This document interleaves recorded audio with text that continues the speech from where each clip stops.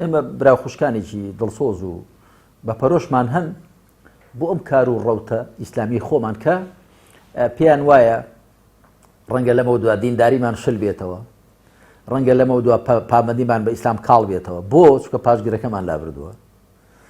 جا من بە هەموو ئەوانە دەڵێم دڵنیایان دەکەمەوە ئێمە مسلمانەتی و دینداریمان وەکو حیزبایەتی سیاست تەبەنی نەکردووە. ئێمە حیزبایەتی و سیاستمان تەبەنی کردووە خزمەتی دینداری مسلمانەتی، دینداری مسلمانەتی خۆمان و کۆمەلگاکەمان.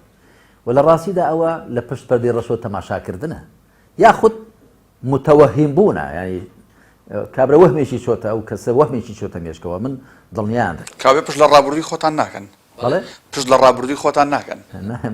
ئێمە ئێستامان لەسەر ڕابردوو بنیاد ناوە، داهاتووی لەسەر ئێستا بنیاد دەنێین، بەڵام چاو بە خۆماندا دەگێڕینەوە، چاو بە خۆماندا دەگێڕینەوە و دەبێ عەقڵی خۆمان فراوان کەین بەقەدر فراوانی شەریعەت، دڵی خۆمان فراوان کەین بەقەدر ئەوە کە جێی خەملێ خواردنی هەموو کۆمەلگای تێدا ببێتەوە و جێی هەموو ڕەهەندەکان ئیسلامی تێدا ببێتەوە.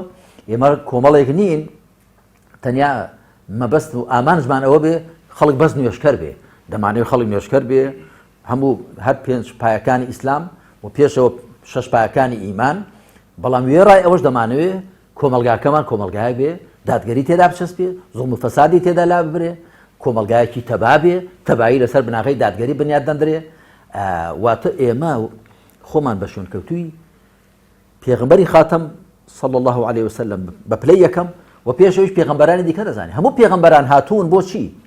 بۆ ئەوە کە خەڵک تەنیا خوا بپەرستێ و دادگەری بچەسپێ، وەکو دوو ئایەتەکەی 25 سوورەتی ئەنبیا سوورەتی الحەدید دەڵێن. ئێمە بە شوێن پێغمبەران کەوتوین عەلەیهیم الصەلاة وەسەلام و با هیچ کەس لە خۆوە شەیطان خوتەی خراپی بۆ نەکا و پاشان تۆ سەبر بگرن.